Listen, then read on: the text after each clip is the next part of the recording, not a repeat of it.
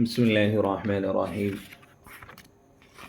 سیرت النبی صلی اللہ علیہ وسلم کے اسباق چل رہے ہیں۔ سبق نمبر 15۔ رسول رحمت صلی اللہ علیہ وسلم نے اجرت پر بکریاں چرائیں۔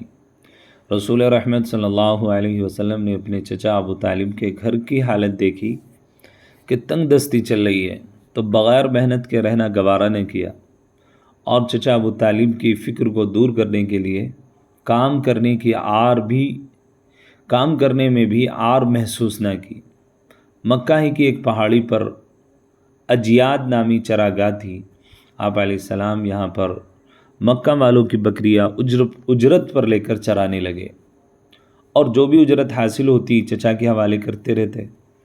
جب رسول رحمت صلی اللہ علیہ وسلم نے صحابہ کرام سے اپنے بچپن کے حالات سنائے اور بکریاں چرانے کا تذکرہ کیا تو صحابہ نے پوچھا کہ کیا آپ بھی بھیڑ بکریاں چرایا کرتے تھے؟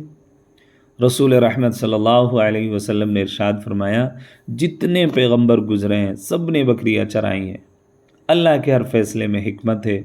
اگر نبی رحمت صلی اللہ علیہ وسلم نے ایک کمزور جانور کو چرایا ہے تو اس میں بھی حکمت ہے کہ کمزور جانور جیسے بکری وغیرہ چرانے والے انسان کے دل میں رحم کا جذبہ زیادہ ہوتا ہے، بکریوں کی حفاظت کے لیے آدمی درندوں سے مقابلہ کرنے میں جان پر کھیلنے کے لیے تیار ہو جاتا ہے۔ رسول رحمت صلی اللہ علیہ وسلم نے اپنی امت کی تربیت میں رحم دلی اور دلیری و جرأت کا مظاہرہ فرمایا۔